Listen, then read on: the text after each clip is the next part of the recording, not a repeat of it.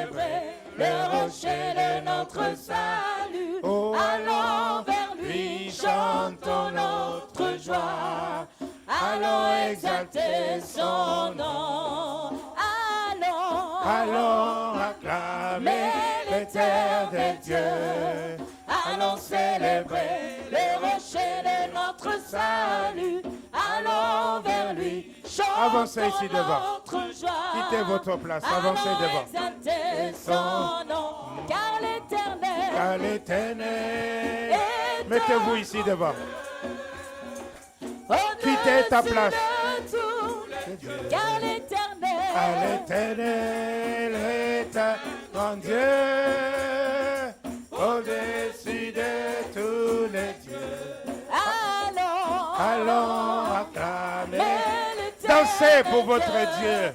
Allons célébrer le rocher de notre salut. Allons vers lui, chantons notre joie. Allons exalter son nom. Allons acclamer l'éternel Dieu. Allons célébrer le rocher, notre salut. Allons vers lui, chantons notre joie. Allons exalter son nom. Allons acclamer l'éternel Dieu. Allons célébrer le rocher de notre salut. Allons vers lui, chantons notre joie. Allons exalter son grande merveilleuse. Est un grand Dieu.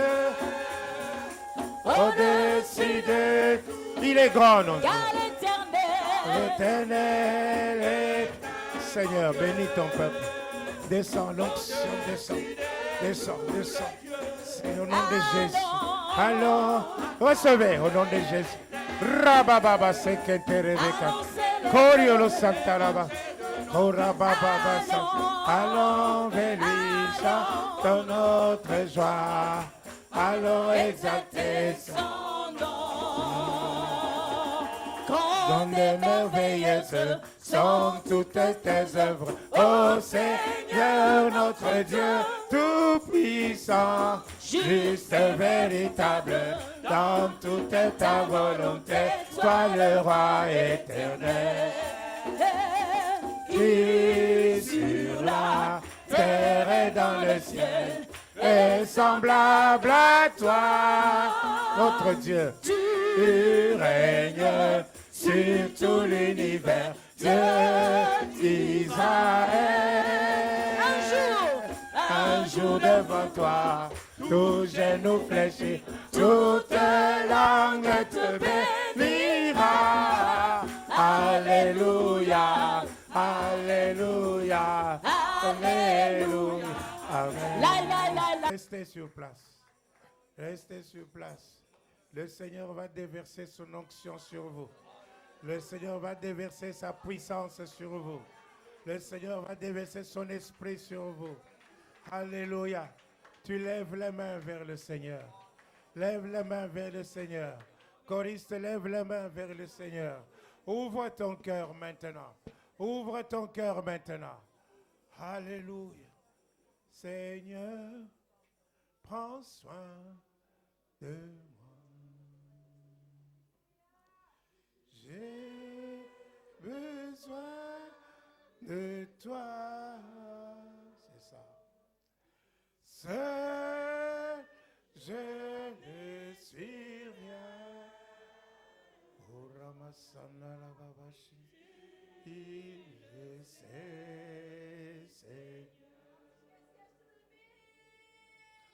Seigneur, prends soin. Allez, comment? J'ai besoin de toi. Oh, Ramasanda la babasu. Seul, je ne suis rien. Oh, Ramasse Kentere Cantalasu. Tu le sais. Comment pourrais-je vivre ton amour? Rabba. Comment pourrais-je vivre?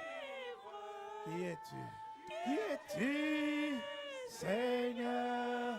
Et qui suis-je? Garde-moi. Oh Ramam. Korababa Santara Baba Sunulu Shinara. Koriolo Santara Baba. Korababa Baba Setere Mekanta. Recevez au nom de Jésus. Recevez au nom de Jésus. Recevez l'onction de Dieu. Recevez au nom de Jésus. Recevez la puissance de Dieu. Recevez. Comment pourrais-tu vivre cet amour? Reçois, reçois. Sois rempli. Seigneur, remplis ton peuple. Seigneur, bénis ton peuple. Bénissez-les, bénis-les, Seigneur. Remplis-les, remplis-les, Dieu puissant. Remplis-les, Seigneur. Manifeste-toi, mon Seigneur et mon roi, le Dieu vivant. Remplis-les de ta présence, remplis-les de ta puissance, remplis-les jusqu'à toute la plénitude de Dieu dans le nom de Jésus. Donne la révélation de ton amour. Seigneur mon Dieu, qui en est parmi eux, qui crient Abba Père, parce que ce sont tes enfants, ils crient Abba Père, on crie vers toi. Seigneur, Seigneur déverse, Seigneur déverse. Seigneur baptise, Seigneur guérit, dans le nom de Jésus, l'Esprit de Dieu soit à l'œuvre, l'Esprit de Dieu, Saint-Esprit, Saint-Esprit, Saint-Esprit de Dieu, l'Esprit qui avait été promis, au nom de Jésus, recevez, recevez, au nom de Jésus, recevez ce feu, recevez ce feu, recevez ce feu, recevez ce feu, recevez le feu de la sainteté, le feu de la sainteté de Dieu, le feu du Saint-Esprit, le feu de Dieu. Rabababa, korabababababa, yeketerebe kantala baba, koriolo santala baba, elaraba sololo shila. Korabababa. Eh Seigneur, comme une pluie qui descend, comme la pluie qui descend sur ton peuple, une pluie de bénédiction, une pluie descend sur ton peuple maintenant. Au nom de Jésus, recevez la bénédiction de Dieu. Recevez, soyez bénis dans le nom de Jésus. Recevez la bénédiction de l'Éternel. Elle descend comme une pluie, c'est ça. Ça y est. Rabababa. Oh rabababababababa. Korababababababa. Ibromai kantaraba sonolo shila. Abashenderebe kanta. Korababa. Guéris. Le doigt de Dieu. Le doigt de Dieu délivre. Le doigt de Dieu délivre. Le doigt de Dieu est sur toi. Le doigt de Dieu te connaît. Il te connaît. Le doigt de Dieu est sur toi. Il te délivre. Il te guérit. Le doigt de Dieu reçoit. In the name of Jesus. Alléluia. Je vous salue dans le merveilleux nom de notre Seigneur Jésus-Christ. C'est une grâce et un privilège pour moi de me tenir devant vous cet après-midi pour vous apporter la parole du Seigneur. Qu'avons-nous que nous n'ayons pas reçu?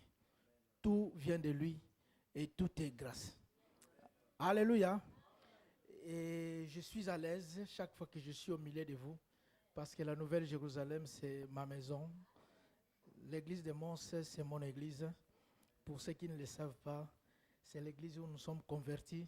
C'est l'église où nous avons commencé le travail pour le Seigneur.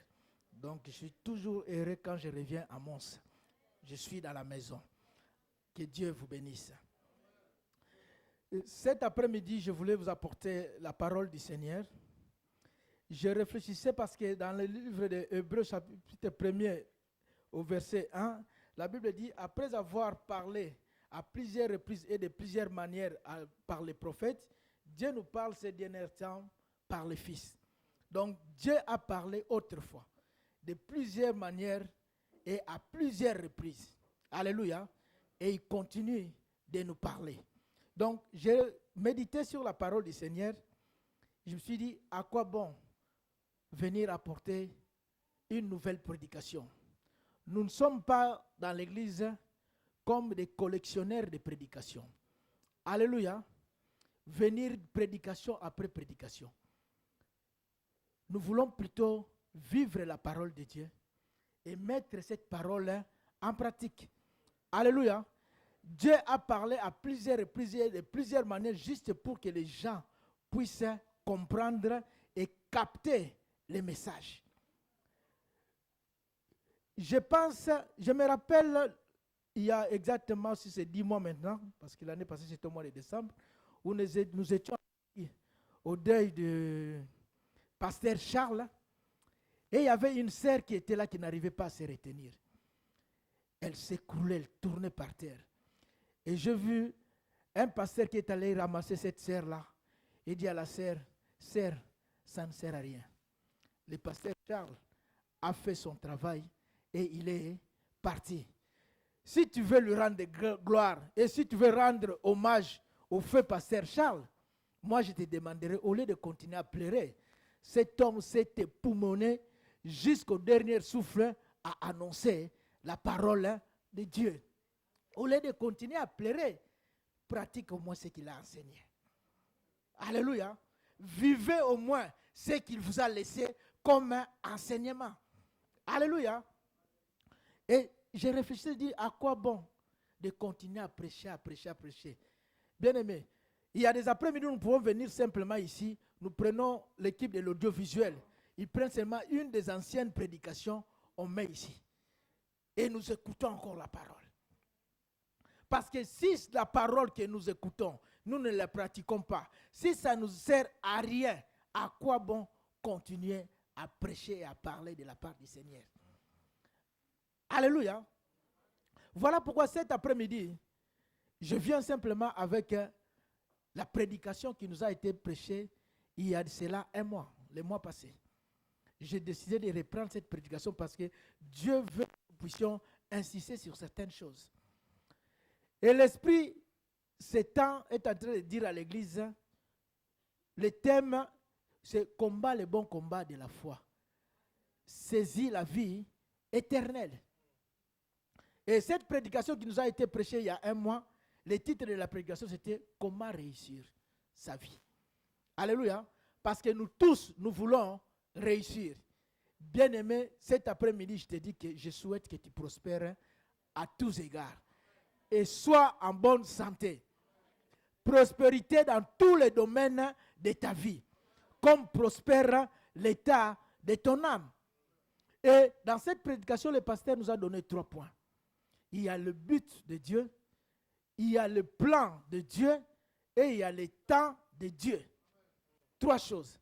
Le but, le plan et le temps de Dieu. Le but de Dieu, pourquoi? Parce que dans Romains 8, 29, on dit, car ce qu'il a connu d'avance, il les a aussi prédestinés à être semblables à l'image de son Fils. Nous devons rassembler à Jésus-Christ. Être comme Jésus. Alléluia. Nous devenons la parole de Dieu. Une parole ambulante. Partout où nous nous déplaçons, c'est la parole qui se déplace. Alléluia. Ça, c'est le but. Parce que le Seigneur dit que je te connaissais. Il l'a connu d'avance. Donc, pour te dire que Dieu te connaît. Même si pour tes parents, tu n'étais pas un enfant désiré. Mais pour Dieu, tu n'es pas là par hasard. Alléluia. Il dit, quand tu étais encore une masse informe dans le ventre de ta mère, je te connaissais. Je connais les projets que j'ai formés pour toi. Des projets de paix et non de malheur, afin de te donner un avenir et de l'espérance. Donc Dieu, il y a un but pour lequel tu es sur cette terre. Et il y a un plan de Dieu. Dieu a tout planifié. Alléluia. Bien-aimé, lorsque Dieu a tout créé et il se reposa, Dieu n'a plus créé autre chose. Alléluia. Parce que Dieu n'est pas surpris par ton problème. Alléluia. Dieu a un plan pour toi. Et il y a un temps. Le temps fixé. Tu te lèveras, tu auras pitié de Sion. Car le temps d'avoir pitié de Sion est arrivé. Le temps fixé court à son terme. Il y a un temps pour toi. Alléluia. Le temps de Dieu pour ta vie. Cet après-midi, je voulais simplement intituler différemment par rapport au pasteur. Je dirais les 4 obstacles qui sont contre la réussite dans ta vie. 4 obstacles. Alléluia. Dans le but de Dieu, il y a 2 obstacles qui t'empêcheront de vivre le but de Dieu dans ta vie. C'est l'orgueil et la désobéissance. Alléluia. L'orgueil, la désobéissance. Dans le plan de Dieu, l'obstacle, c'est ne pas faire selon la parole de Dieu. Ne pas se conformer à la parole de Dieu. Et dans le temps de Dieu, l'obstacle, c'est le manque de discernement du temps où on a été visité. Bien-aimé, c'est bien beau de dire que le temps fixé est arrivé. Alléluia. Le temps de Dieu dans ta vie. Mais faut-il encore que tu discernes que c'est le temps de ta visitation. Alléluia. Si tu manques le discernement, si tu ne réalises pas que c'est le temps que Dieu te visite, tu passeras à côté des opportunités du Seigneur. Alléluia. 4 obstacles. L'orgueil, la désobéissance, ne pas faire selon la parole du Seigneur et le manque de discernement du temps qu'on nous visite. Quand j'ai relève le point sur l'orgueil, le pasteur dans cette prédication a pris l'exemple du roi Osias. Alléluia. Et nous trouvons l'histoire du roi Osias dans le livre de 2 Chroniques, chapitre 26.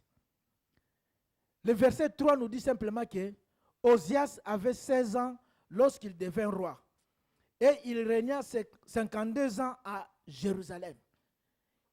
16 ans et il a resté au trône pendant 52 ans. Il fit ce qui est droit aux yeux de l'Éternel, entièrement comme avait fait Amathia son père. Il s'appliqua à rechercher Dieu pendant la vie de Zacharie, qui avait l'intelligence de vision de Dieu. Et dans le temps où il rechercha l'Éternel, Dieu le fit prospérer. Alléluia. Il a bien commencé. Il s'est appliqué à rechercher l'Éternel, à chercher l'intimité avec Dieu, à s'attacher à Dieu, à plaire à l'Éternel. Et pendant qu'il s'appliquait à rechercher l'Éternel, Dieu le fit prospérer. Bien-aimé, tant que tu demeureras dans la présence du Seigneur, Dieu te rendra prospère. Alléluia. Tôt ou tard, ça pourra prendre le temps que ça prendra, Dieu te fera prospérer. Alléluia. Dieu va affermir ton pouvoir.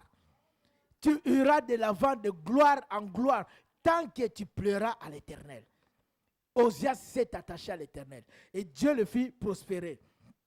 Dieu l'aida contre les Philistins, contre les Arabes qui habitaient à Gurbal et contre les Maonites. Dieu l'a aidé contre tous ses ennemis qui l'entouraient. Bien-aimé, comme tu es attaché à l'Éternel, Dieu va t'aider.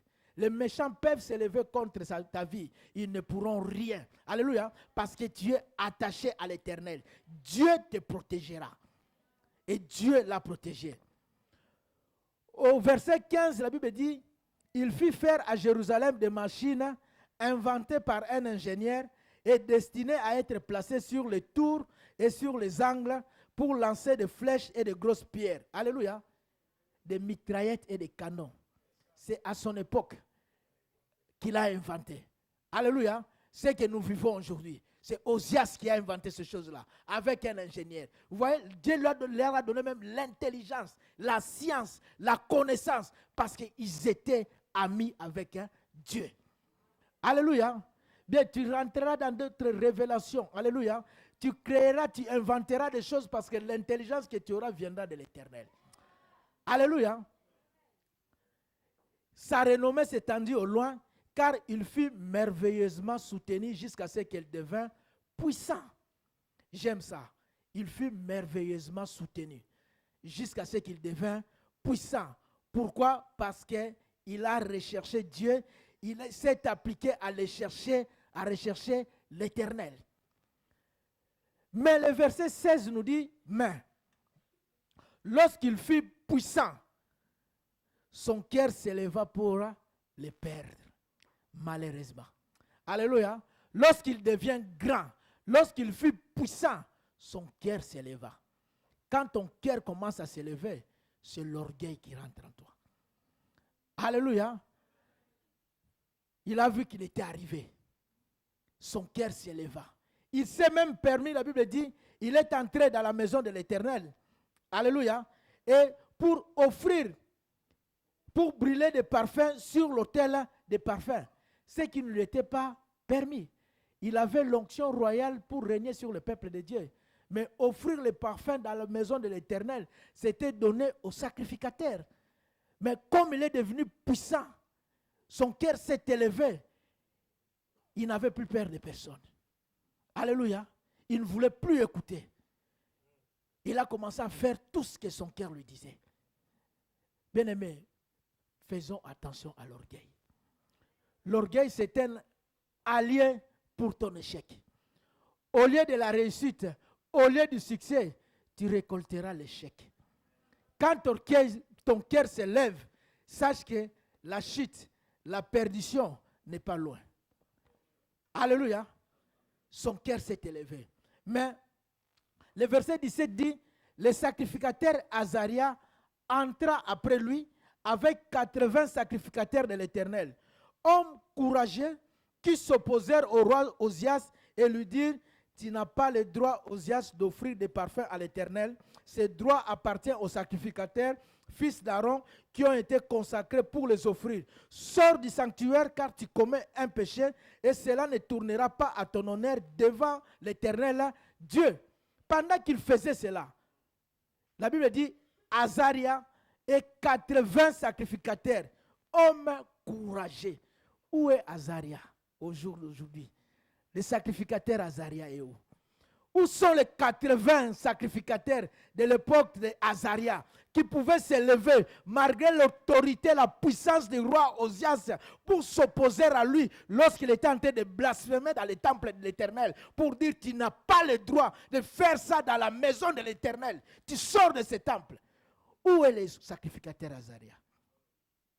Aujourd'hui, nous préférons les approbations des hommes.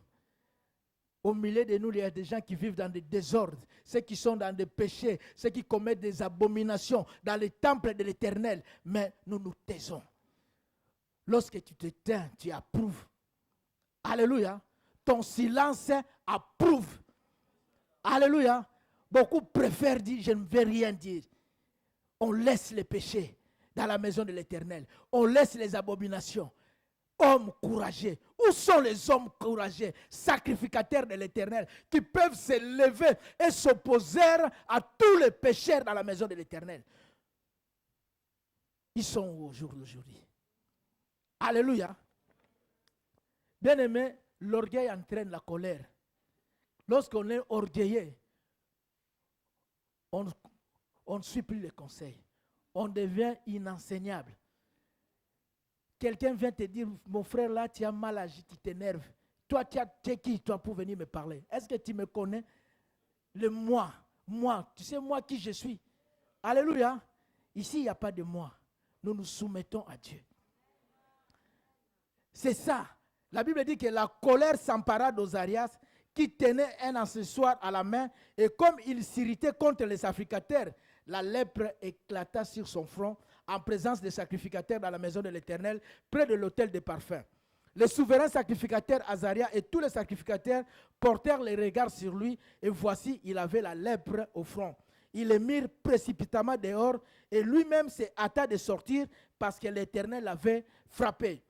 Le roi Osias fut lépreux jusqu'au jour de sa mort, et il demeura dans une maison écartée, comme lépreux, car il fut exclu de la maison de l'Éternel. Quel gâchis. Quel gâchis. Combien de lépreux vivent au milieu de nous? Alléluia. Combien de lépreux sont là, frappés par l'Éternel, exclus de la présence de l'Éternel? Physiquement, vous pouvez être là, mais Dieu vous a déjà frappé. Que vous soyez là physiquement, ça ne dit rien à Dieu. Bien-aimé, dans la Bible, il y a un roi qui est tenté de chercher l'autre pour aller en guerre. Lorsque le prophète de l'Éternel vient, il dit, si ce n'était pas pour Josaphat, je ne tiendrai même pas compte de toi. Donc si c'était seulement pour toi, je ne te regarderai même pas. Et combien de personnes sont exclues de la présence du Seigneur à cause de l'orgueil? Lorsque l'orgueil entre, lorsque le cœur commence à s'élever, c'est pour se perdre. Bien-aimé, de ma petite expérience, j'ai vu des frères, 2, 3 prophéties suffisaient pour les rendre orgueilleux. Dieu n'a même pas commencé à les utiliser. Dieu n'a même pas commencé à se manifester. Mais le fait qu'on prophétise sur toi une fois, le jour d'après, on prophétise encore une fois. Oh frère, certes, tu seras ceci. Oh frère, certes, tu seras là. C'est comme ça. Le frère ne se retient plus. Il devient inenseignable. Il ne veut plus écouter personne. Dieu n'a même pas commencé à agir dans ta vie. Alléluia. Tu deviens déjà orgueilleux. Et voilà, beaucoup ont bien commencé, mais ils se sont arrêtés en cours de route. Dieu, dans sa prophétie, dira que vous verrez le feu dans la vie du frère. Mais on a vu que des étincelles et de la fumée. Et puis plus rien.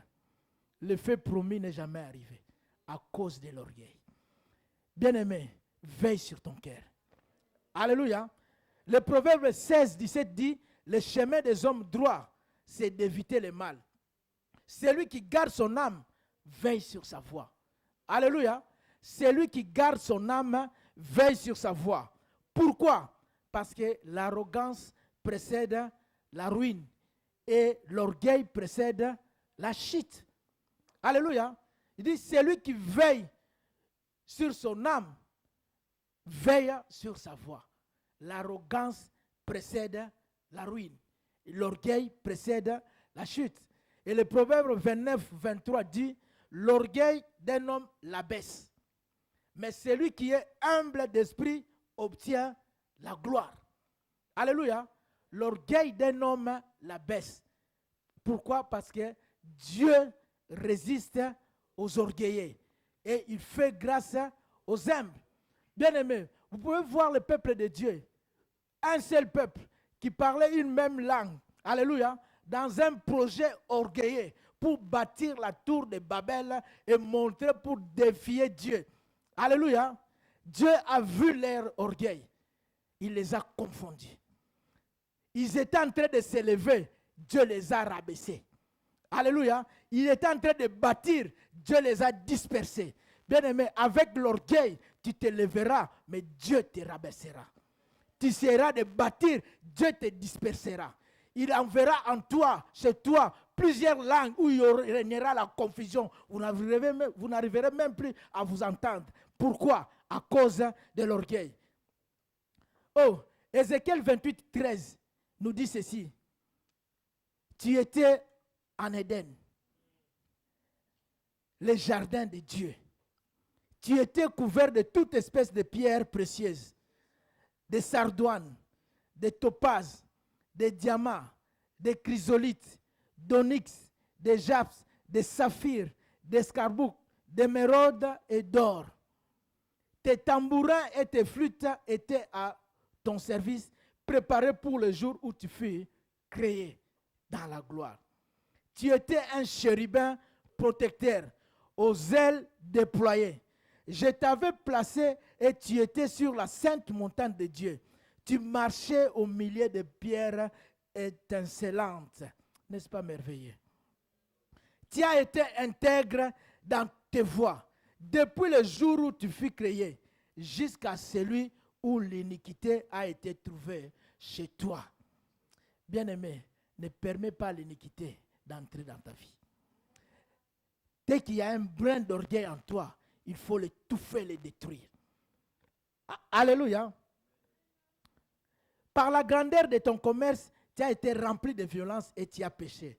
Je te précipite de la montagne de Dieu et je te fais disparaître, chérubin protecteur du milieu de pierres étincelantes. Ton cœur s'est élevé à cause de ta beauté, tu as corrompu ta sagesse par ton éclat. Alléluia. Ici nous verrons Lucifer. La Bible dit, ton cœur s'est élevé à cause de ta beauté, à cause de ton éclat. Son cœur s'est élevé. Alléluia. Et Dieu l'a précipité. Oséas dit que lorsqu'il fut puissant, son cœur s'éleva pour le perdre. Alléluia. Bien-aimé, comprenez que l'orgueil peut prendre Lucifer, un astre brillant, un ange de lumière, et faire de lui le diable. Alléluia. Donc l'orgueil peut te prendre et faire de toi le diable. Alléluia. À cause de l'orgueil.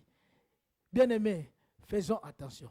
Parce que quand tu es orgueilleux, tu lutteras contre Dieu. Parce que Dieu résiste aux orgueilleux. Tu essaieras, mais c'est Dieu qui va te résister. Pas les hommes, pas les diables, pas les démons, mais c'est Dieu qui va te résister. Il résiste aux orgueilleux. Et ton échec sera terrible. Alléluia. Bien-aimés, faisons attention à l'orgueil. Nous devons détruire l'orgueil au milieu de nous. Alléluia. Deuxième obstacle, la désobéissance. Alléluia. Par la désobéissance, le pasteur nous a parlé de l'histoire du roi Saül. Et nous trouvons cette histoire dans le livre de 1 Samuel au chapitre 15.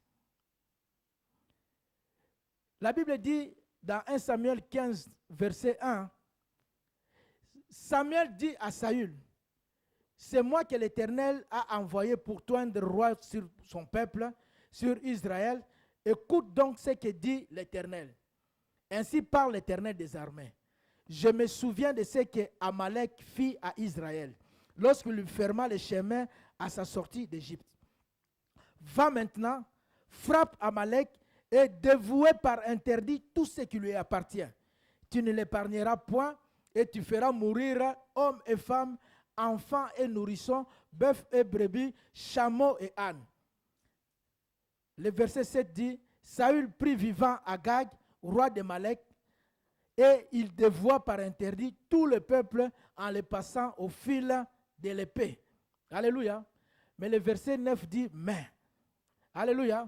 Bien-aimé, Dieu a donné sa parole à Samuel pour l'annoncer à Saül. Et Samuel, lorsqu'il est venu annoncer à Saül, il dit, Dieu te dit, va, frappe Amalek et dévoue par interdit tout ce qui lui appartient. Et le verset 8 dit que Saül prit vivant Agag, roi d'Amalek, il dévoua par interdit tout le peuple en le passant au fil de l'épée. Mais, alléluia, quand tu commences seulement à dire mais à la parole de Dieu, c'est là où que la désobéissance commence. Dieu a dit ça, mais moi je pense ceci. Mais moi je crois ceci. Quand on commence seulement à la main, c'est la porte ouverte à la désobéissance. Alléluia. Mais Saül et le peuple épargnèrent Agag et les meilleurs brebis, les meilleurs bœufs, les meilleures bêtes de la seconde portée, les agneaux gras et tout ce qu'il y avait de bon. Ils ne voulurent pas le dévouer par interdit. Dieu a dit dévouer par interdit. Ici, la Bible dit qu'ils ne voulurent point de le dévouer par interdit. Ils ont refusé d'obéir aux instructions du Seigneur. Alléluia. Pendant qu'ils étaient en train de trier, directement, Dieu parla à Samuel. Il dit à Samuel, je me répands. Alléluia. Au verset 11, il dit, je me répands d'avoir établi Saül pour roi, car il se détourne de moi et il n'observe point mes paroles. Dieu s'est repenti d'avoir établi Saül. Pourquoi? À cause de la désobéissance. Et lorsque Samuel vient vers Saül qui le reçoit au verset 13, et il dit, sois béni de l'Éternel. J'ai observé la parole de l'Éternel. Bien-aimé, c'est comme ça que Saül accueille Samuel. Il dit, sois béni. J'ai observé la parole de l'Éternel. Donc, pour Saül, c'était normal. Alléluia. Ce qu'il avait fait là, c'était normal. Au jour d'aujourd'hui, bien-aimé, la parole de Dieu, c'est un tout. Soit on la prend telle qu'elle est, ou soit on la rejette. À partir du moment où on commence à sélectionner, choisir ce qu'on aime de la parole, on le prend, ce qu'on n'aime pas, on le rejette, ça ne marchera pas. Voilà pourquoi la Bible dit, il faut être chaud ou froid. Soit chaud, tu acceptes la parole, Soit froid, tu rejettes la parole. Mais les tièdes, je les vomirai. Pourquoi? Les tièdes, ce sont ceux qui sélectionnent. Et il y a beaucoup de personnes, leur vie est devenue normale. Ils sélectionnent la parole de Dieu, aucune culpabilité, comme Saül, aucun remords. Pour eux, ils appliquent la parole à leur manière. Ils choisissent d'obéir à ceux qu'ils ont décidé d'obéir. Alléluia. Aucune repentance parce que tout est devenu normal. Alléluia. Parce que nous, c'est notre parole que nous avons décidé d'appliquer. Et on évolue comme ça. Et dans l'église de Dieu, la repentance a disparu. Les gens marchent en fonction de leur compréhension de la parole, en fonction de ce qu'ils ont décidé de se soumettre, d'obéir ou de ne pas obéir. Et on évolue comme ça. Tout est normal. Quand on vient, sois béni de l'Éternel. Moi, j'ai observé la parole du Seigneur. Dans l'impudicité, mais on a observé la parole du Seigneur. Dans le vol, on a observé la parole du Seigneur. Dans les mensonges, on a observé la parole du Seigneur. Chacun observe comme il veut. Et c'est tout à fait normal. Et nous évoluons comme Saül. Mais Samuel lui demande. Il dit, qu'est-ce que j'entends? Qu'est donc ce bêlement de brebis qui parvient à mes oreilles et ce mugissement de bœuf que j'entends? Ces bruits-là, ça veut dire quoi? Alléluia. Bien-aimé, tout ce que tu caches dans ta vie, crie vers Dieu. Les hommes ne le voient pas, Dieu entend. Quand tu te présentes à l'Éternel pour dire, sois béni, j'ai observé la parole du Seigneur, Dieu entend. Il te demande, qu'est-ce que ce bruit-là, ce bêlement-là, ce mugissement, c'est quoi? Qu'est-ce que j'entends? Alléluia. On peut cacher aux hommes, mais on ne cachera pas à Dieu. Dieu voit toutes choses. Il voit la désobéissance de Saül. Mais Saül est en train d'essayer de justifier sa désobéissance. Parce que pour lui, c'était normal. Il dit à Samuel, il dit, tout ce que nous on a fait ici, mais c'était pour l'offrir en sacrifice pour l'Éternel, ton Dieu. Ce n'était même pas pour nous, pour l'amener chez nous. Mais c'était pour offrir en sacrifice pour l'Éternel, ton Dieu.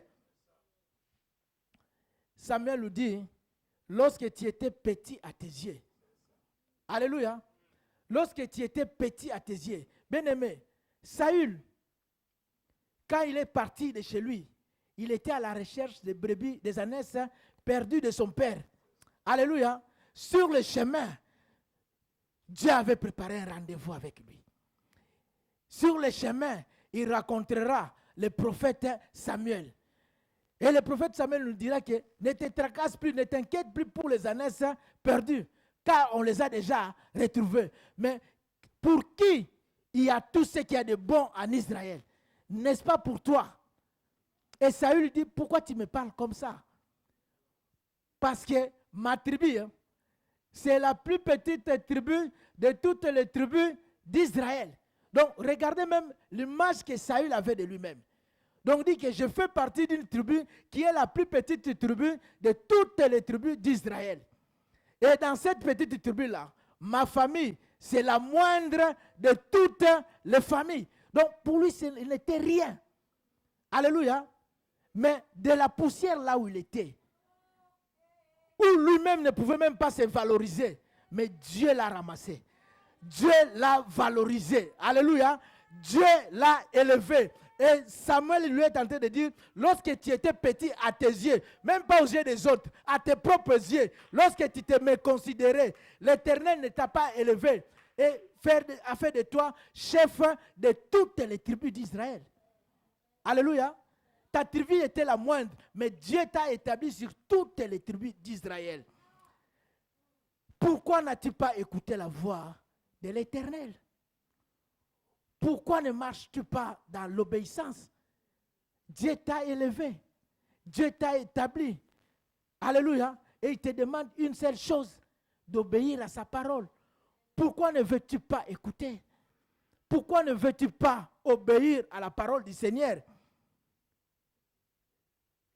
Le verset 22, Samuel dit à Saül, l'Éternel trouve du plaisir dans le holocauste et les sacrifices, comme dans l'obéissance à la voix de l'Éternel. Il dit, tout ça c'est bon. L'Éternel trouve le plaisir dans tout ça. Donc pour dire que Dieu trouve le plaisir avec tes offrandes, Dieu trouve le plaisir avec tes dîmes parce que tu dois amener les dîmes. Dieu trouve le plaisir avec tes sacrifices, ton service, tu dois te lever et t'engager dans l'œuvre du Seigneur. Dieu trouve le plaisir dans ton obéissance. Tout ça, c'est bon. Alléluia. Les holocaustes, les sacrifices, l'obéissance, tout ça, l'Éternel trouve du plaisir à ça. Donc, tu dois comprendre que l'Église a besoin de ton argent pour évoluer. L'Église a besoin de toi, de ton temps, de ton engagement, de ta consécration pour avancer. L'Église a besoin de ton obéissance. Alléluia. Mais Samuel lui dit, de toutes ces choses, alléluia, nos services, nos sacrifices, de toutes ces choses, l'obéissance vaut mieux que les sacrifices. Et l'observation de sa parole vaut mieux que la graisse des béliers. L'obéissance vaut mieux que les sacrifices. Parce que si tu es obéissant, tout le reste suivra, sans problème. Combien nous faisons des sacrifices? Nous sommes là les dimanches à la maison de l'Éternel. Nous payons la dîme. Nous faisons des bonnes actions. Alléluia. Nous servons Dieu. Mais nous sommes rebelles, insoumis. Alléluia. Mais prêts à faire plein de sacrifices dans la rébellion. Alléluia. On vient servir le Seigneur dans la rébellion. Alléluia. On marche avec Dieu dans la désobéissance. Mais on est toujours là. Alléluia. On est toujours là, insoumis, désobéissant. On fait fuir même certaines personnes de l'église. Mais toi, tu ne pars pas, tu es toujours là. Dans l'insoumission, dans la rébellion, toujours là. Mais tu es en train de faire des sacrifices, ça ne t'avance à rien. Tes dîmes que tu payes, ton temps que tu mets à part,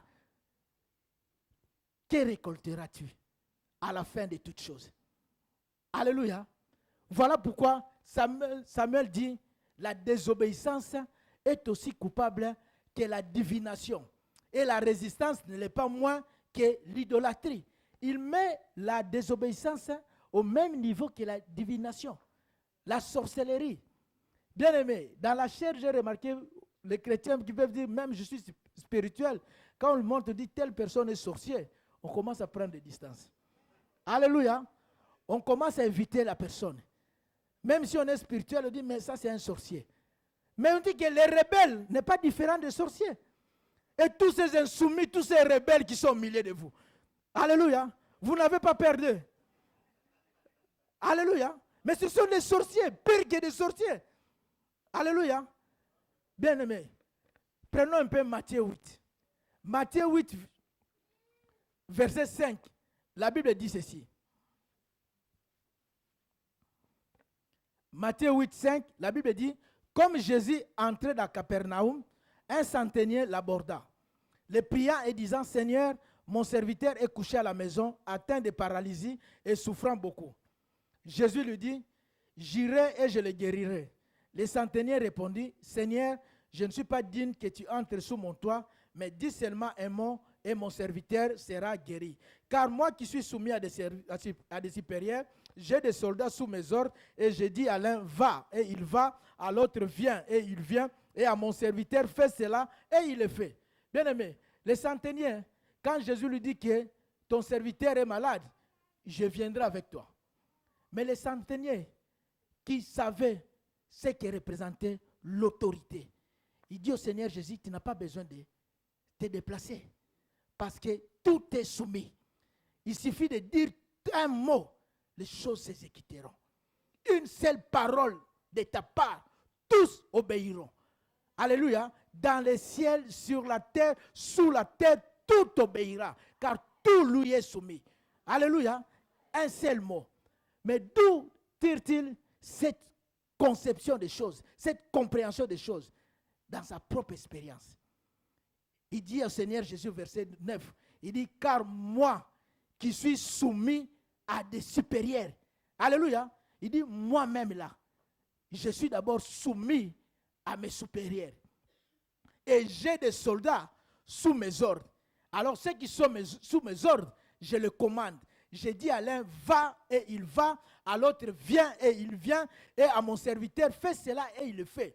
Tous obéissent. Pourquoi ils obéissent? Parce que lui-même, il est soumis. Alléluia. À l'autorité qui est établie sur lui, à l'autorité établie par Dieu, voilà pourquoi tout le reste lui est aussi soumis.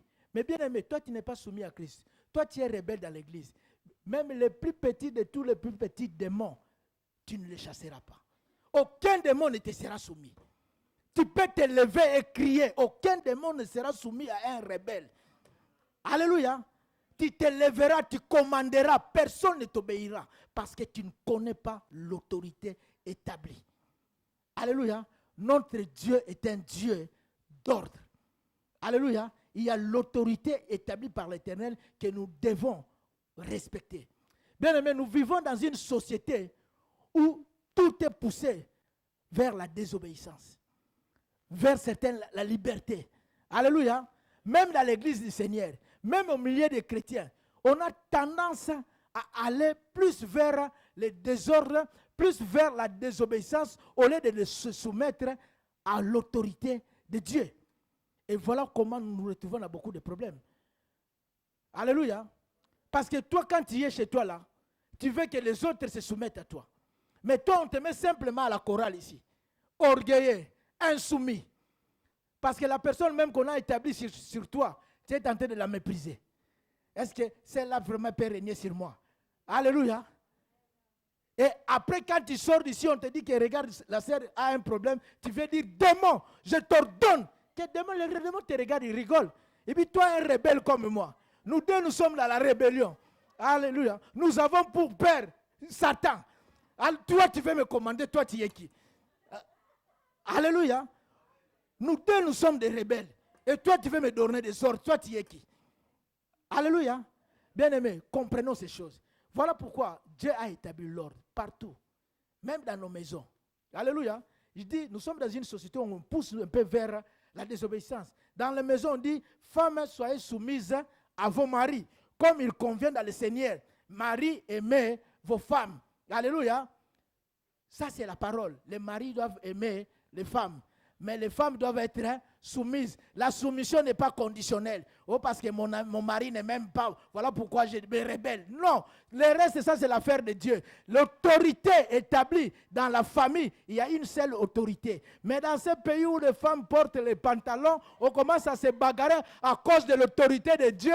On méprise l'autorité de l'homme parce que moi aussi, je vais travailler. Je ramène un salaire. Qu'est-ce que tu crois? Qu'est-ce que tu vas me dire? Moi aussi, tu viens prier dans le Seigneur. Insoumise à la maison, rebelle à la maison. Et Dieu va t'écouter. Alléluia. Dieu a établi une seule autorité. L'homme chef de la famille. L'autorité spirituelle. Dans la conduite spirituelle des choses. Alléluia. Nous devons marcher dans cette autorité-là. Mais ici, comme il y a tout plein de mouvements, égalité des sexes, émancipation de la femme, ce n'est pas, l'amour de Dieu n'est pas contraire à toutes ces choses. Lorsqu'un mari aime sa femme, la femme sera épanouie. Alléluia. Lorsqu'un mari aime la femme, il va relever la femme. Alléluia. Lorsqu'un mari aime sa femme, il va honorer sa femme. Il donnera à cette femme la place qu'il lui faut. Alléluia. Mais la femme, ça ne devient pas un chantage avant que je me soumette. Il faut que tu fasses... Non, non, non.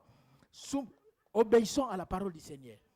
Alléluia. C'est ça l'autorité établie dans la famille. L'homme est sacrificateur. Voilà pourquoi les hommes aussi, qui sont païens, alléluia, qui laissent les femmes prendre la direction spirituelle des choses. Vous devez vous relever parce que c'est Dieu qui vous a établi sacrificateur dans vos maisons. Lorsque vous démissionnez, la femme prend l'autorité spirituelle, elle prend toute l'autorité. Elle commence à commander. Et toi, l'homme, tu es tout là. Alléluia. Il dit aux femmes, aux enfants, enfants, obéissez en toutes choses à vos parents, car cela est agréable et juste.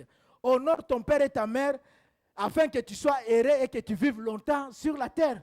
Enfants, obéissez à vos parents. Honore ton père et ta mère. Il dit que c'est le premier commandement avec une promesse, afin que tu sois heureux et que tu vives longtemps. Les enfants sont rebelles.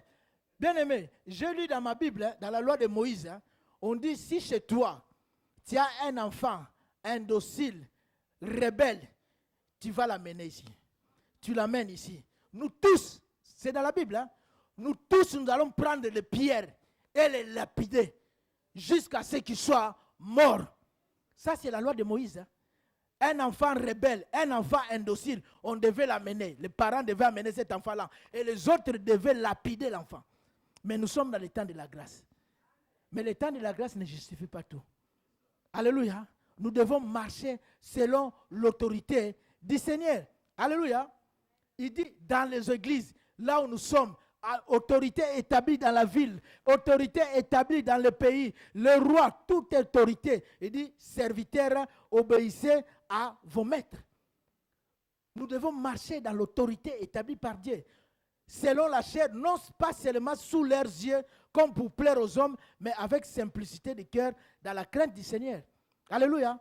N'obéissez pas par hypocrisie. Quand vous voyez l'autorité, vous obéissez. Dès qu'il tourne le dos, vous êtes le premier à la critiquer. Alléluia. Vous êtes à dire, c'est lui-là, qu'est-ce qu'il se croit? Dès qu'il revient ici, pasteur, toi tu es notre pasteur. Dès qu'il parle là, vous êtes le premier à faire des réunions. Alléluia. Et lui là, qu'est-ce qu'il croit d'ailleurs? D'ailleurs, il exagère. Alléluia. Rebelle. Hébreux 13, 17 dit, obéissez à vos conducteurs. Alléluia. Hébreux 13, 17 dit, obéissez à vos conducteurs et ayez pour eux de la déférence. Ayez pour eux de la considération. Alléluia.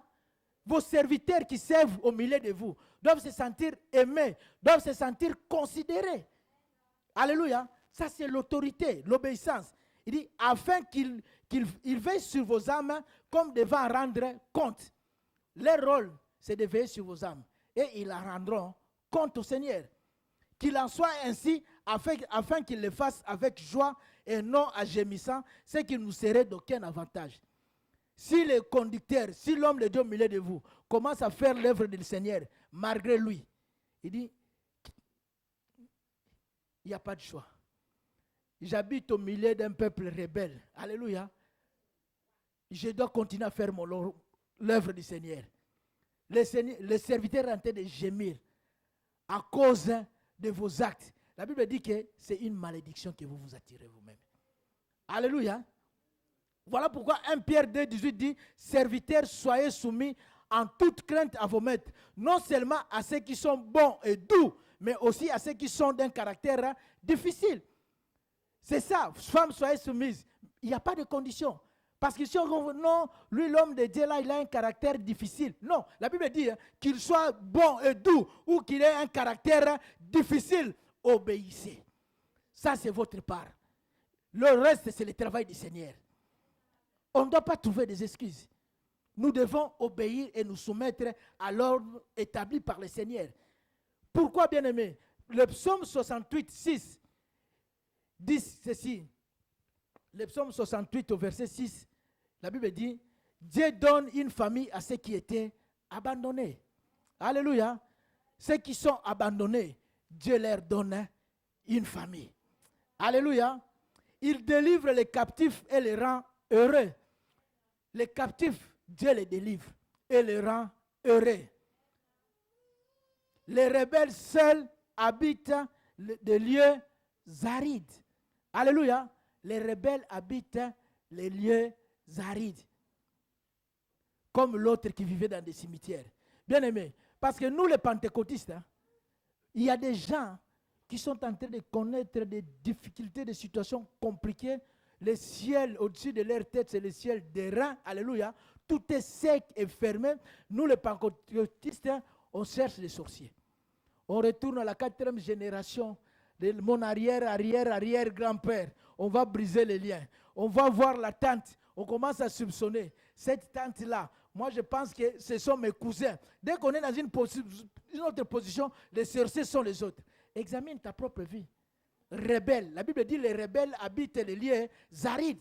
Tu es dans les lieux arides à cause de tes rébellions.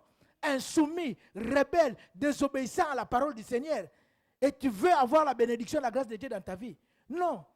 Ne cherche pas les sorciers ailleurs. Alléluia. Regarde à ta propre vie. Répands-toi.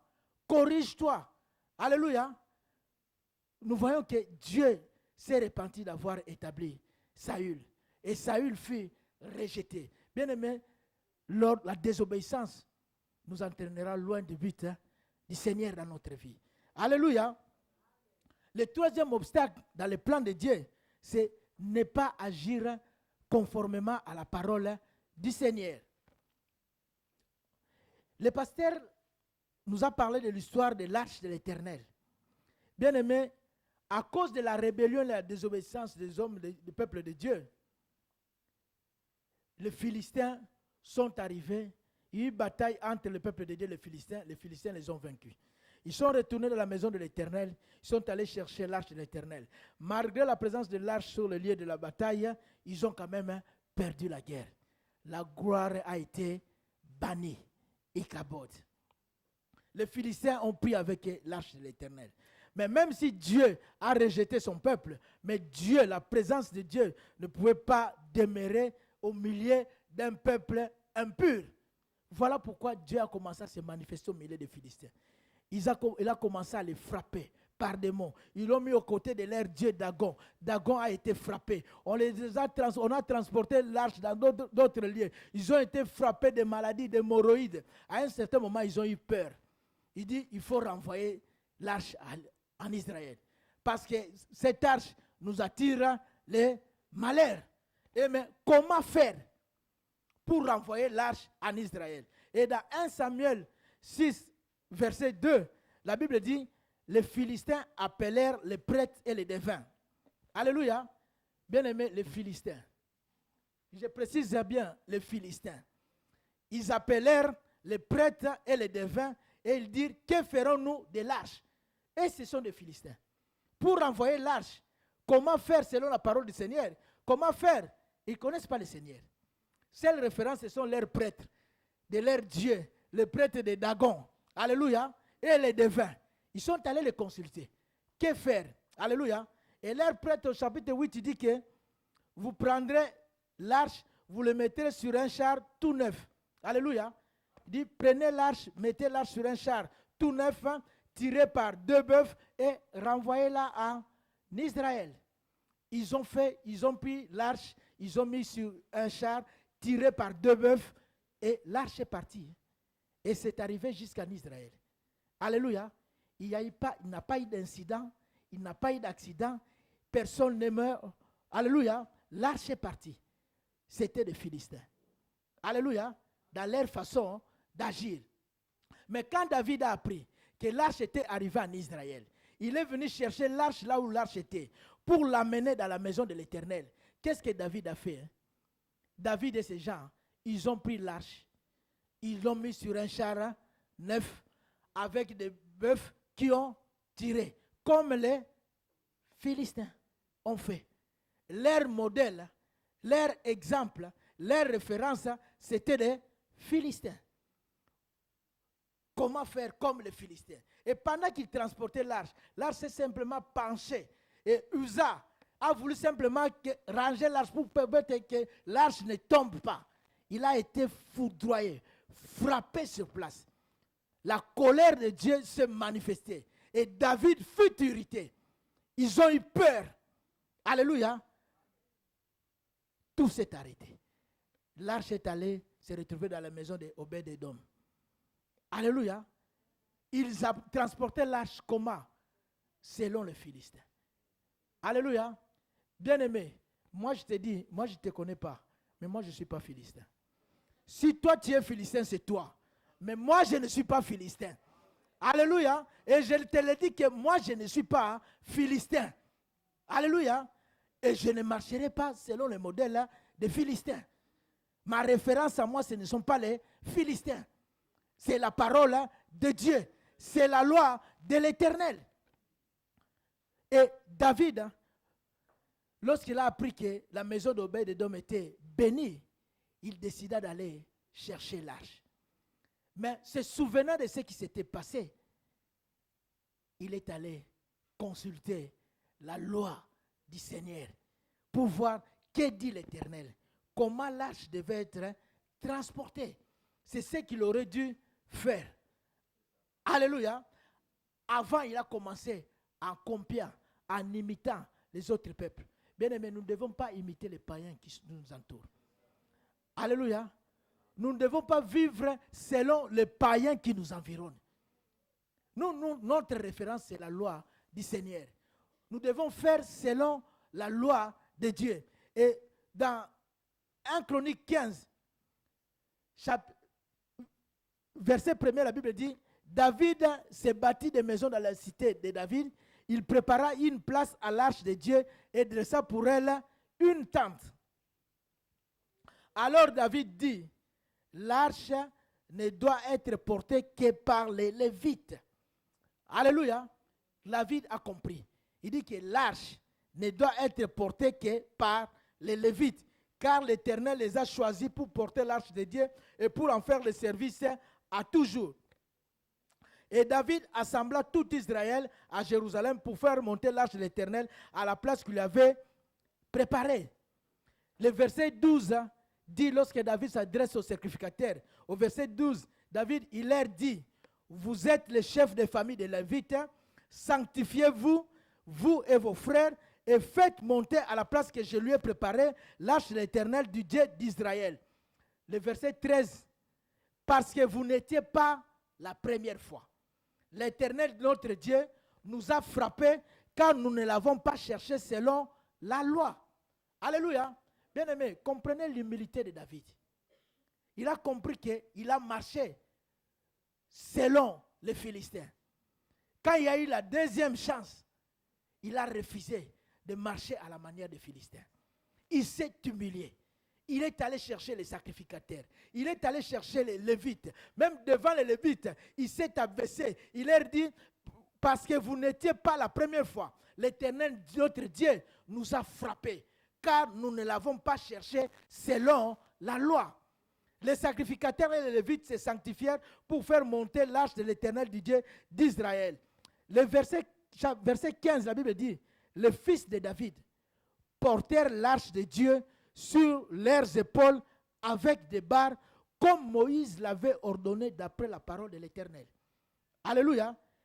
C'était les Lévites qui portèrent l'arche de l'Éternel sur leurs épaules avec des barres, comme Moïse l'avait ordonné dans la loi. Or, la première fois, c'était les chars qui portèrent l'arche comme les Philistins l'avaient fait. Mais la deuxième fois, les fils de Lévites ont porté l'arche comme Moïse l'avait ordonné, conformément à la loi du Seigneur. Alléluia. Et le verset 25, la Bible dit, David, les anciens d'Israël et les chefs de milliers se mirent en route pour faire monter l'arche de l'Alliance de l'Éternel depuis la maison d'Obed-Édom au milieu des réjouissances. Ce fut avec l'assistance de Dieu que les Lévites portèrent l'arche de l'Alliance de l'Éternel. Bien aimé, lorsqu'ils ont agi selon la loi, conformément à la loi de Dieu, la Bible dit que ce fut avec l'assistance de Dieu. Alléluia. Dieu était avec eux. Dieu les soutenait. Dieu les assistait. Lorsqu'ils ont fait selon les Philistins, c'était contre Dieu. Dieu les a frappés. Bien aimé, tant que tu marcheras selon le monde, alléluia, tu échoueras. Et tu vas établir, tu vas travailler contre Dieu. Tant que tu marcheras selon la parole de Dieu, conformément aux recommandations du Seigneur, ça sera avec l'assistance de Dieu. Dieu sera avec toi. Dieu t'aidera. Alléluia. Bien-aimé, si nous prenons Deutéronome, chapitre 18, le verset 9. Deutéronome 18, 9. La Bible dit, lorsque tu seras entré dans le pays que l'Éternel ton Dieu te donne, tu n'apprendras point à imiter les abominations de ces nations-là. Alléluia. Dieu dit, lorsque tu seras entré dans le pays que l'Éternel ton Dieu te donne, tu n'apprendras point à imiter les abominations de ces nations-là. Bien aimé, je dis que nous ne sommes pas des Philistins, nous ne sommes pas des païens. L'Éternel dit que lorsque tu entreras dans ton pays, tu n'apprendras point à imiter les abominations de ces nations-là. Tu ne feras pas comme les autres. Alléluia. Il dit qu'on ne trouve chez toi personne qui fasse passer son fils ou sa fille par le feu, personne qui exerce le métier de devin, d'astrologue, d'augure, de magicien, d'enchanteur, personne qui consulte ceux qui évoquent les esprits ou disent la bonne aventure, personne qui interroge les morts. Alléluia. qu'on ne les trouve pas chez toi. Mais toi, enfant de Dieu, le matin, quand tu rouvres, la première chose, c'est l'horoscope du jour. Moi, je suis bélier. Que dit l'horoscope? Toi, tu marches en fonction de l'horoscope. Alléluia. L'horoscope du jour, ça dit quoi? Jusqu'aujourd'hui, tu es encore dans ces choses-là. Tu crois aux horoscopes. Tu es prêt à aller donner ta main pour qu'on puisse consulter, qu'on te prédise ton avenir. Alléluia. Qu'on ne trouve pas ces choses-là au milieu de toi. Bien-aimé, si par le passé, où tu continues à pratiquer la sorcellerie, tu as les livres de la magie ou autre, il faut l'amener dans la maison de l'Éternel. Tu as besoin d'être délivré. Ces choses doivent être détruites et brûlées. Alléluia. Et tu as besoin d'être délivré. La Bible dit qu'on ne trouve pas chez toi, dans ta maison. Alléluia. Les gens qui consultent les morts. Alléluia. Qu'on ne trouve pas les sorciers chez toi. Et pourquoi? Car quiconque fait ces choses, le verset 12 dit, est en abomination à l'Éternel. C'est à cause de ces choses, ces abominations que l'Éternel, ton Dieu, va chasser ces nations devant toi. Tu n'apprendras pas à imiter les abominations de ces nations-là. Pourquoi? Le verset 13 dit que tu seras entièrement à l'Éternel, ton Dieu. Alléluia. Parce que tu es un sacerdoce royal, une nation sainte, un peuple acquis, mis à part pour ton Dieu. Tu seras entièrement à l'Éternel, ton Dieu. Tu n'imiteras pas les autres peuples. Tu n'imiteras pas les abominations de ces gens-là. Toi, tu seras totalement, entièrement acquis à l'Éternel, ton Dieu, mis à part pour ton Dieu. Il dit pourquoi? Car ces nations-là, alléluia, ces nations-là que tu chercheras, écoute les astrologues et les devins. Mais à toi, alléluia, mais à toi, l'Éternel, ton Dieu, ne le permet pas. Alléluia. À toi, l'Éternel, ton Dieu, ne le permet pas. Ces nations-là, écoute les astrologues, les devins, consulte les horoscopes, marche en fonction des chiffres. Moi, mon chiffre, c'est 6. Donc, le premier chiffre qui apparaîtra aujourd'hui, c'est 7. Je sais que ma journée est gâchée. Ça, c'est eux. Alléluia. Ça, c'est eux. Mais il dit, mais à toi, je te dis, à toi, l'Éternel, ton Dieu, ne le permet pas. Tu es mis à part, totalement acquis à l'Éternel, ton Dieu. Alléluia. Bien-aimé, il n'y a pas question de se poser de questions, mais celui-là, non, lui, non, c'est son problème. Tu n'es pas philistin. Non, c'est leur problème. Qu'ils fassent ce qu'ils veulent. Mais Dieu te dit à toi, l'Éternel, ton Dieu, ne le permet pas. Parce que toi, tu es spécial. Parce que toi, tu es toi. Dieu a une mission avec toi. Dieu t'a mis à part. L'Éternel, ton Dieu, ne le permet pas. Il y a eu des enfants où déjà, dès l'enfant était dans le ventre, l'instruction avant même la grossesse, on dit que tu ne boiras pas du vin. Alléluia. Parce que l'enfant qui est dans ton ventre est consacré à l'Éternel. Alléluia. Mais que ta voisine, qui soit alcoolique, fumeur, durant les 9 mois de sa grossesse, c'est son problème. Mais toi, on te dit que la grossesse que tu portes là, ce qui est en toi là, est consacré. Dès le ventre de ta mère, tu ne toucheras pas à la liqueur forte, tu ne toucheras pas à tout ce qui est souillé, parce que tu portes en toi quelque chose de sanctifié, de puissant. À toi, l'Éternel, ton Dieu, ne te le permet pas. Alléluia. Laisse-le faire comme ils veulent. Bien-aimés, nous ne devons pas apporter le feu étranger dans la présence du Seigneur. Voilà pourquoi la Bible dit que ne nous conformons pas au siècle présent. Bien-aimés, ce n'est pas la référence.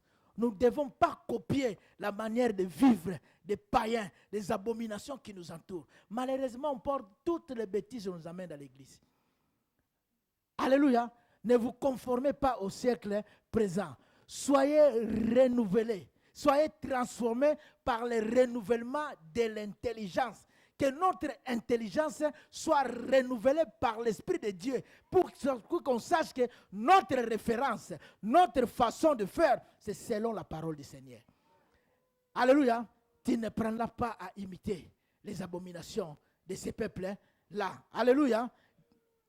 Dernier obstacle, j'arrive presque à la fin, c'est le temps de Dieu. tu te lèveras, tu auras pitié de Sion.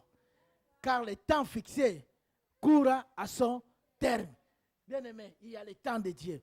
Mais je vous disais que l'obstacle par rapport au temps de Dieu, il faut aussi discerner le temps de ta visitation. Le temps que Dieu te visite, il faut le discerner, bien-aimé. Parce qu'il n'y a pas de hasard avec Dieu. Le pasteur nous a parlé d'Esther. Bien-aimé, Esther peut-être croyait que c'était à cause de sa beauté. Parce qu'elle était élue la plus belle femme du royaume. Elle s'est retrouvée dans la maison du roi pour son plaisir et son succès. Alléluia. C'est peut-être elle pensait comme ça. Mais il n'y a pas de hasard. Si tu es là, ce n'est pas un hasard. Si tu es converti dans ce siècle-ci, ce n'est pas un hasard. Alléluia. Ce n'est pas un hasard. Mais lorsque Aman s'est levé pour détruire les Juifs, parce qu'ils avaient des lois contraires à leurs lois, il a réussi à influencer le roi. Et le roi a signé même un édit qu'on a publié dans Suse et partout. Et il y avait un projet macabre. Bien-aimé, tu ne sais pas peut-être quels sont les projets qu'on a établis sur ta famille, sur ta vie. Tu ne sais pas peut-être les décisions prises dans le monde de l'occultisme, dans le monde des ténèbres, contre ta famille. Alléluia. Aman avait établi un projet macabre. Et il y avait un jour où on devait exterminer tous les Juifs. Alléluia. Et ces gens priaient, gênaient, pleuraient. Mardochée est venu rester à l'entrée de la porte du palais royal. Pourquoi? Parce que ce projet-là, c'était un projet de destruction. Et lorsqu'on a fait dire à Esther que son oncle était là-bas, Esther a envoyé ces gens pour aller parler avec Mardochée. Mardochée a fait connaître à Esther le projet de Aman. Qu'est-ce qu'il leur attendait? Et il dit à Esther, je te commande d'aller auprès du roi. Alléluia. Et d'aller parler à notre faveur. Esther, lorsqu'elle a entendu ça, il dit, est-ce que Mardochée ne sait pas que dans ce royaume, il y a une loi établie qui existe, donnant pour mort toute personne qui se lèverait d'elle-même et se présenterait devant le roi sans que le roi ne l'ait invité. Alléluia. Esther dit, c'est impossible. Je ne peux pas me lever de moi-même et me présenter devant le roi sans que le roi ne m'a invité.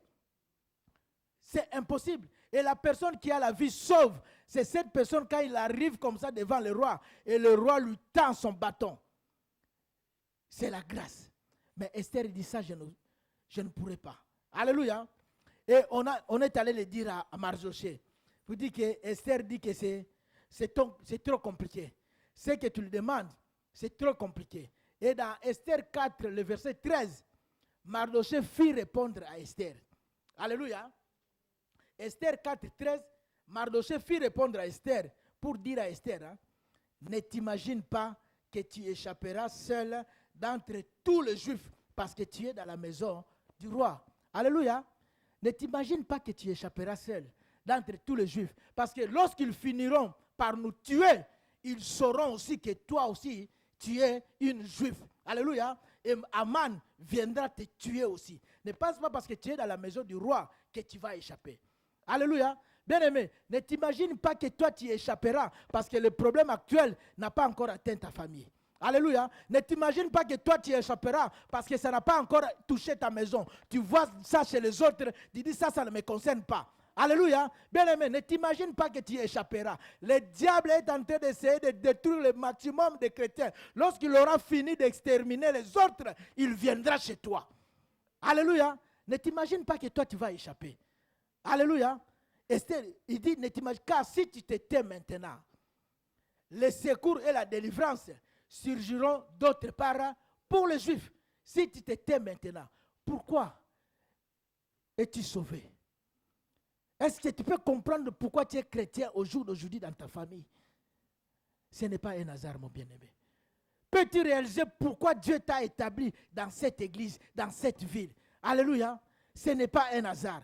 Mais si tu te tais, alléluia, si tu te tais, les secours et la délivrance surgiront d'autre part. Dieu suscitera d'autres personnes.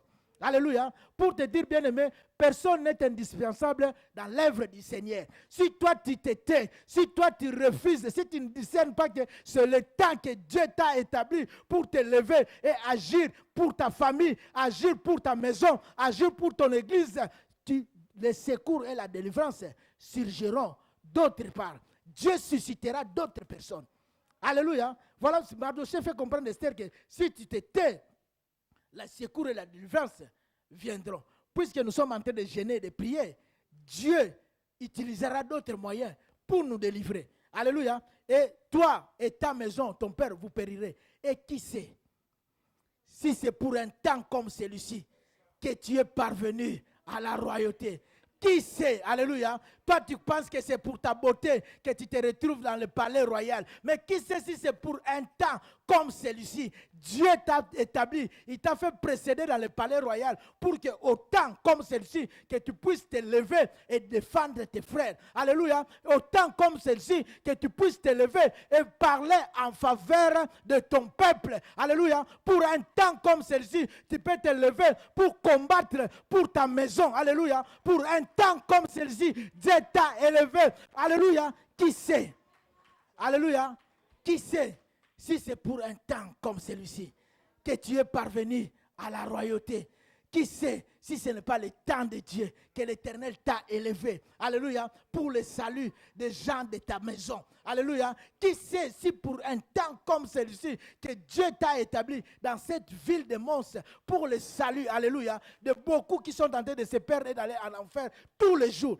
Qui sait? Alléluia. Le temps de l'Éternel. Bien-aimé. Et il y a eu un déclic dans la vie d'Esther. L'Esther qui avait peur. Alléluia. Il y a eu un déclic. Cet après-midi, je prie vraiment qu'il y ait un déclic en toi. Pour que tu comprennes, c'est le temps de Dieu. Alléluia. Esther a compris. La peur s'est enfuie. Et Esther s'est levée. Il dit, va. Il envoya dire à Mardochée, va, rassemble tous les Juifs qui se trouvent à Suse et jeûnez pour moi, sans manger ni boire pendant 3 jours, ni la nuit, ni le jour. Moi aussi, je jeûnerai de même avec mes servantes. Puis j'entrerai chez le roi malgré la loi. Alléluia. Pour mon peuple, j'entrerai chez le roi. Si je dois périr, je périrai. Alléluia. Esther a compris que c'était un temps comme celui-ci, qu'elle était dans le palais royal. Il dit, priez pour moi. Au bout de 3 jours, je me lèverai. J'irai devant le roi. Même si le roi ne m'a pas invité, je vais intercéder pour mon peuple. S'il faut périr, je périrai. Mais je ne me tairai point. Parce que c'est pour des temps comme celui-ci que je suis arrivé dans ce lieu pour parler en faveur de mon peuple, pour élever mes mains, pour crier, alléluia, justice pour mon peuple. En tout cas, j'aime quand Esther, au chapitre 5, la Bible dit le 3e jour, Esther mit ses vêtements royaux et se présenta dans la cour intérieure de la maison du roi, devant la maison du roi. Le roi était assis sur son trône royal dans la maison royale en face de l'entrée de la maison. Lorsque le roi vit la reine Esther debout dans la cour, elle trouva grâce à ses yeux. Et le roi tendit à Esther le sceptre d'or qu'il tenait à la main. Alléluia. Esther trouva grâce. Lorsque le roi vit Esther, Esther trouva grâce. Alléluia. Bien-aimé, pour un temps comme celui-ci, lorsque tu comprends et tu te lèves, Dieu te fera trouver grâce. Là où tu as peur, tu trouveras la grâce de le Seigneur. Alléluia. Bien-aimé, c'est pour un temps comme celui-ci. Comprends le temps de ta visitation. Alléluia.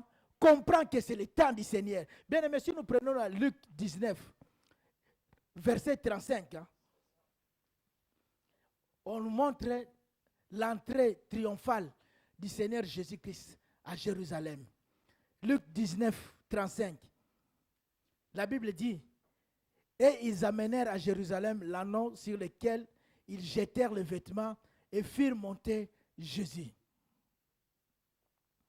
Quand il fut en marche, les gens étendirent leurs vêtements sur le chemin. Et lorsque déjà il approchait de Jérusalem vers la descente de la montagne des Oliviers, toute la multitude des disciples, saisis de joie, se mit à louer Dieu à haute voix pour tous les miracles qu'ils avaient vus. Ils disaient, béni soit le roi qui vient au nom du Seigneur, paix dans le ciel et gloire dans les lieux très hauts. Alléluia. Il dit que quand Jésus entrait dans Jérusalem, ils jetèrent leurs vêtements. C'était la fête, la joie. Béni soit celui qui vient au nom du Seigneur. Hosanna au fils de David. Alléluia. La ville était en fête. Les gens entendaient de crier gloire à Dieu. Comme quand nous nous réunissons, nous chantons, nous dansons. Hosanna, alléluia, gloire à l'Éternel. Béni soit celui qui vient au nom de l'Éternel. Les gens criaient, les gens chantaient, les gens louaient à cause des miracles qu'ils avaient vus. Alléluia.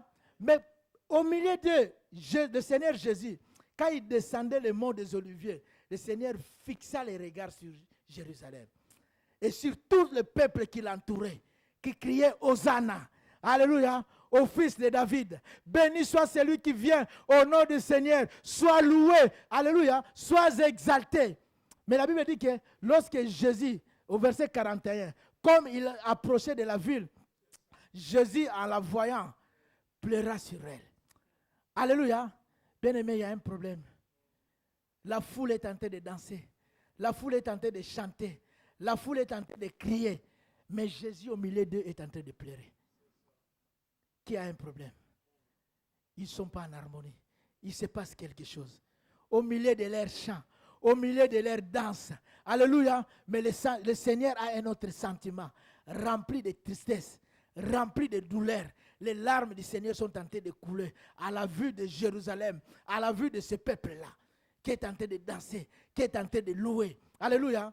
Et Jésus dit à Jérusalem, si toi aussi, au moins à ce jour qui t'est donné, tu connaissais les choses qui appartiennent à ta paix, mais maintenant elles sont cachées à tes yeux. Il viendra sur toi des jours où tes ennemis t'environneront des tranchées, t'enfermeront et te serreront de toutes parts. Ils te détruiront, toi et tes enfants, au milieu de toi. Et ils ne laisseront pas en toi pierre sur pierre, parce que tu n'as pas connu le temps où tu as été visité Jérusalem. Tu n'as pas connu le temps où tu as été visité. Le Seigneur est en train de pleurer. Pourquoi? Parce que le Seigneur voit au-delà des apparences.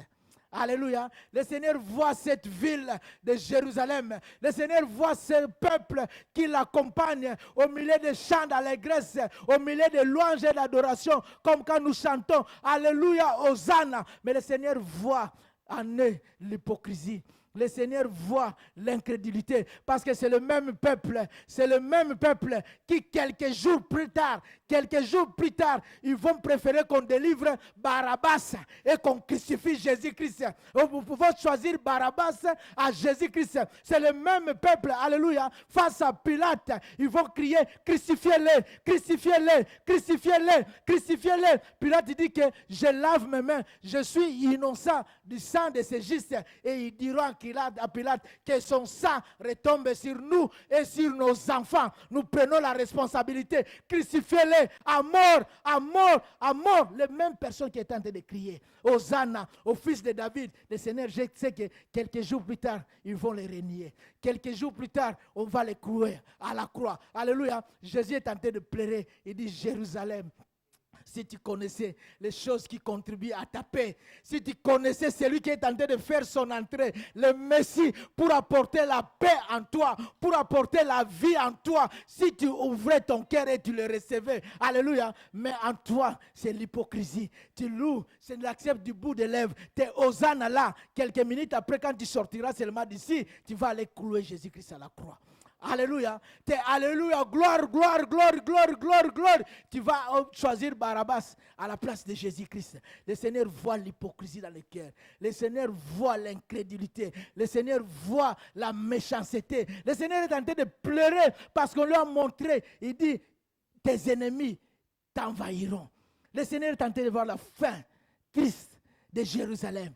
Et cela s'est accompli. Les armées étrangères ont envahi Jérusalem. Ils ont tout détruit. Le temple a été détruit. Le peuple de Dieu a été amené en captivité. Détruit. Le Seigneur voit ces choses-là plusieurs années avant. Il voit la fin triste. Il voit la destruction. Pourquoi? Parce que Jérusalem n'a pas connu le temps qu'il a été visité. Il est venu parmi les siens et les siens ne l'ont point reçu. Le Seigneur Jésus-Christ, cet après-midi au milieu de nous, au milieu de nos alléluia, de gloire, amen. Le Seigneur, lorsqu'il nous voit, les larmes coulent. Parce qu'il voit la dureté de nos cœurs. Parce qu'il voit l'incrédulité dans nos cœurs. Alléluia. Parce qu'il voit la fin, une fin tragique dans nos vies. Dans le feu. Alléluia. Éternel. Et pourtant, si tu connaissais les choses qui contribuent à ta paix. Alléluia. Si tu connaissais. Voilà pourquoi dans Luc 10, 13, le Seigneur s'adresse à Chorazin et à Bethsaïda. Le Seigneur Jésus dit, Chorazin dit, malheur à toi, Chorazin. Malheur à toi, Bethsaïda. Car si les miracles qui ont été faits au milieu de vous avaient été faits dans Tyr et Sidon, il y a longtemps qu'elle se serait repentie en prenant les sacs et la cendre. Alléluia. Le Seigneur dit, malheur à toi, Chorazin. Malheur à toi, Bethsaïda. Parce que tout ce qui s'est passé au milieu de vous, le miracle que l'Éternel a accompli au milieu de vous, si Dieu l'avait fait dans Tyr et dans Sidon, il y a longtemps qu'il se serait converti. Les grâces de Dieu dans ta vie, tout ce que l'Éternel a fait au milieu de vous, dans cette église, les délivrances, les bénédictions, alléluia, tout ce que Dieu a fait dans ta maison. Si Dieu avait fait ça dans la vie d'une autre personne, dans une autre famille, cette famille-là occupera la première ligne. Fidèle à l'église, en train de servir à l'Éternel. Mais les gens ont oublié. Les gens ont mis en oubli la grâce de l'Éternel. Alléluia. Les mêmes personnes qui chantaient Hosanna, quelques jours plus tard, ils ont oublié les miracles de Dieu. Ils ont oublié le Messie. Alléluia. Dieu est en train de pleurer.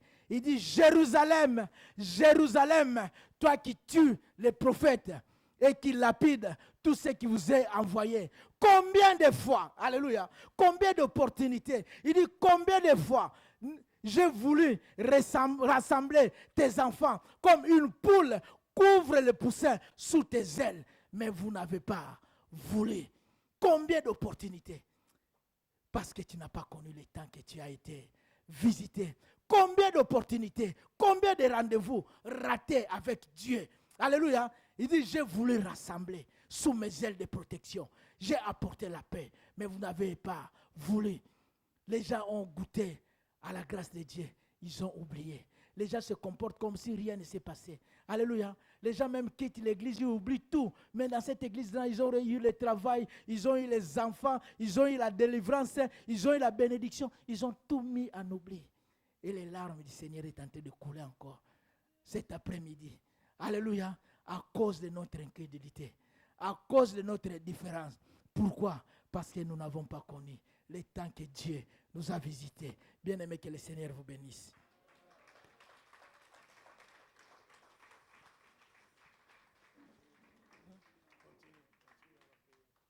Alléluia. Nous allons prier cet après-midi. Bien-aimés, cet après-midi, le Seigneur nous a parlé. Nous voulons tous aller vers la réussite, vers le succès, vers la prospérité, vers les bénédictions. Mais il y a des obstacles dans nos vies qui peuvent nous bloquer et nous conduire dans l'échec. Nous allons nous lever, nous tous, ce matin. Je vais vous inviter à vous lever. On a parlé de l'orgueil. Bien aimé, l'orgueil précède la chute. Et Dieu résiste aux orgueilleux. Si tu as été touché par ces paroles, là où tu commences à lever ta voix, en refusant l'orgueil, en chassant l'esprit d'orgueil au milieu de toi, de cette église. Nous avons parlé de la désobéissance. La désobéissance, Saül a été rejeté. Bien aimé, une fois, alléluia, Saül a été désobéi. Il a été rejeté. Et nous qui désobéissons chaque jour. Alléluia. Nous qui désobéissons chaque jour à la parole du Seigneur. Nous qui sommes rebelles et insoumis. Et nous, alléluia. Bien-aimés, nous avons parlé, bien-aimés, du plan de Dieu. Marcher selon la parole du Seigneur. Alléluia. Nous avons parlé du temps du Seigneur. Discerner. Alléluia. Les opportunités, les rendez-vous que Dieu nous a donnés. Bien-aimés, élève ta voix, commence à prier. Élève ta voix, commence à prier. Oh Dieu Saint, Seigneur, nous venons avec toi. Seigneur, nous venons.